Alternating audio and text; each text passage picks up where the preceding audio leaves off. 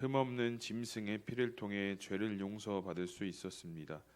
그러나 거룩한 지성소에서 드리는 속죄제도 완전하지 못했습니다. 제사를 통해 죄는 용서받을 수 있지만 제사를 드리는 사람까지 변하는 것은 아니었기 때문입니다. 그래서 우리의 대제사장이신 예수 그리스도께서 자신의 피로 영원하고 완전한 속죄를 이루셨습니다. 이제 우리는 어떤 형편에 있든지 예수님의 피를 힘입어 하나님 앞으로 담대히 나아갈 수 있게 되었습니다. 무엇보다 예수님의 보혈은 우리 양심을 깨끗하게 하는 능력이 있습니다. 우리는 하나님을 믿는다고 하면서 여전히 습관적인 죄와 불순종하는 죽은 행실에 머물러 있을 때가 많습니다.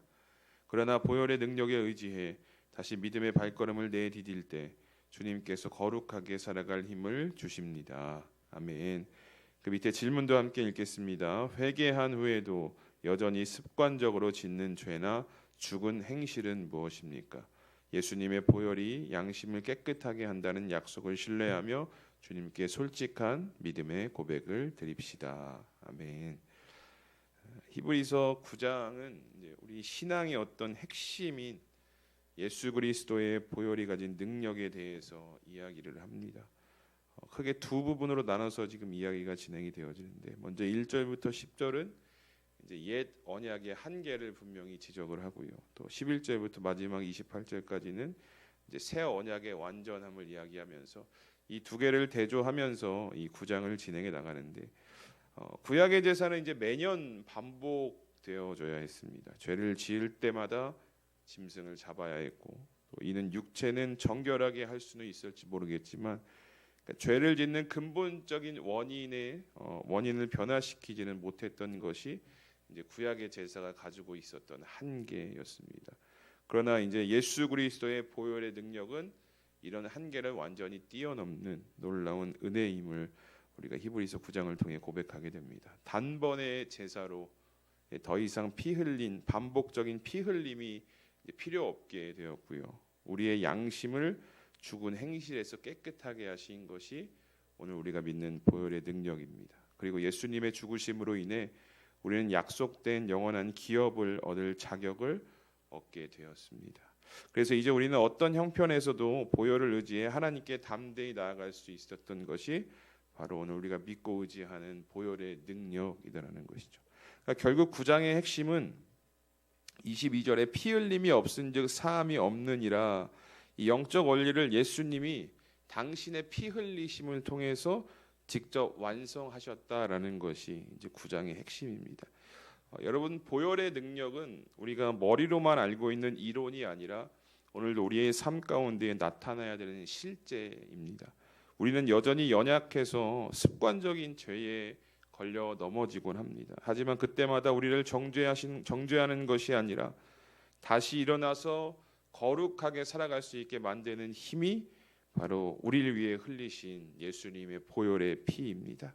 우리가 오늘 이 말씀을 기억하면서 우리 밑에 아까 읽었던 묵상 질문을 한번 삶 가운데에 적용해 보셨으면 좋겠습니다. 회개한 후에도 여전히 나를 괴롭히는 죄는 무엇인지, 그리고 이제는 습관적인 죄에서 예수님의 보혈이 나의 양심까지 깨끗하게 하신다는 약속을 신뢰하는 자리로 우리가 오늘 말씀을 통해서 또 믿음의 고백을 통해서 보혈을 의지하는 마음으로 나아가실 수 있는 우리 성도님들이 되셨으면 좋겠습니다. 우리 다시 한번 공동체 성경 읽기를 통해서 히브리서 9장의 말씀을 함께 읽어보도록 하겠습니다.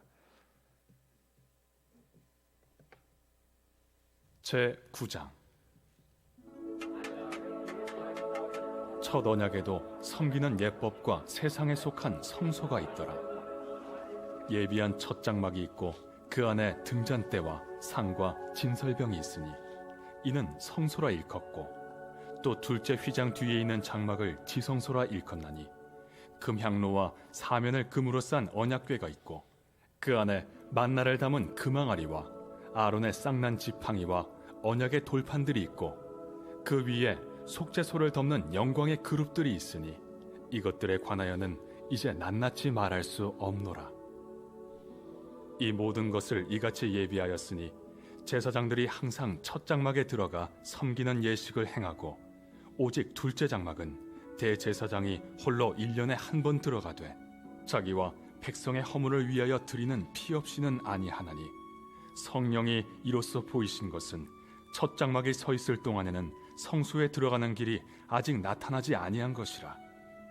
이 장막은 현재까지의 비유니 이에 따라 드리는 예물과 제사는 섬기는 자를 그 양심상 온전하게 할 수 없나니 이런 것은 먹고 마시는 것과 여러 가지 씻는 것과 함께 육체의 예법일 뿐이며 개혁할 때까지 맡겨둔 것이니라. 그리스도께서는 장래 좋은 일의 대제사장으로 오사 손으로 짓지 아니한 것 곧 이 창조에 속하지 아니한 더 크고 온전한 장막으로 말미암아 염소와 송아지의 피로 하지 아니하고 오직 자기의 피로 영원한 속죄를 이루사 단번에 성소에 들어가셨느니라. 염소와 황소의 피와 및 암송아지의 죄를 부정한 자에게 뿌려 그 육체를 정결하게 하여 거룩하게 하거든. 하물며 영원하신 성령으로 말미암아 흠없는 자기를 하나님께 드린 그리스도의 피가 어찌 너희 양심을 죽은 행실에서 깨끗하게 하고 살아계신 하나님을 섬기게 하지 못하겠느냐.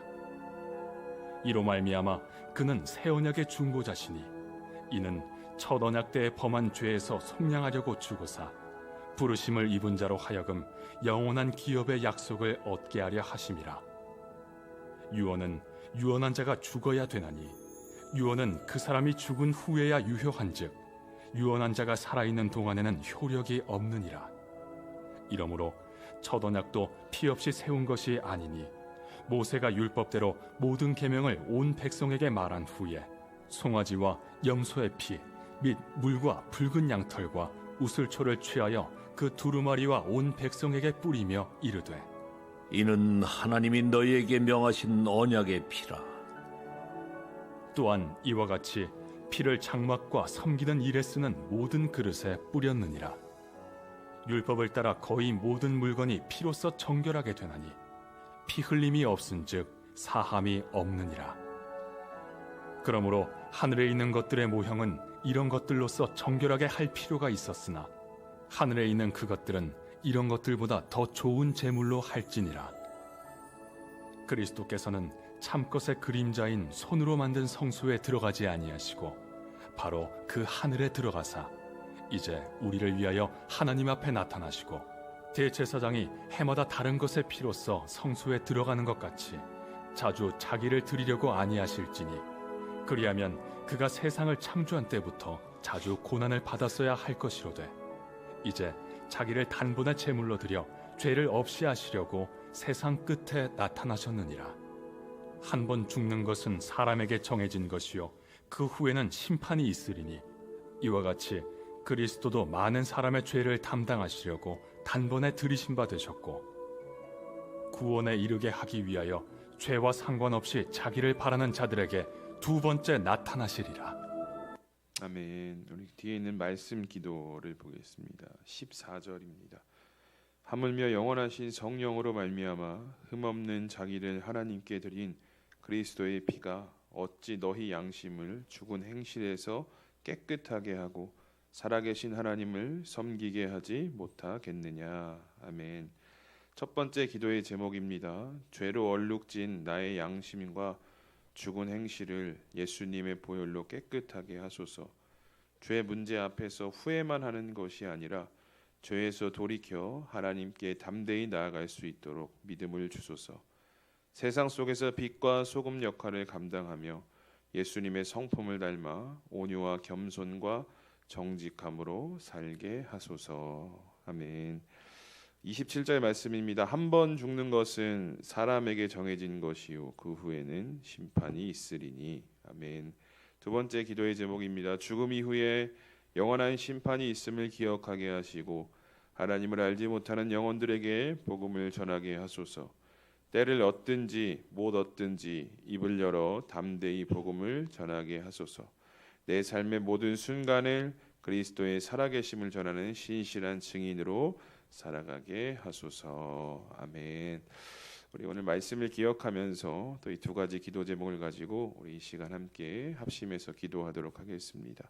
죄로 얼룩진 나의 양심과 죽은 행실을 예수님의 보혈로 깨끗게 하여 주시고 또 내 삶의 모든 순간을 그리스도의 살아계심을 전하는 신실한 증인으로 살아가게 하여 주시옵소서라고 우리 이 시간 두 가지 기도 제목을 붙들고 함께 합심해서 기도하며 나아가도록 하겠습니다. 다 함께 기도합니다.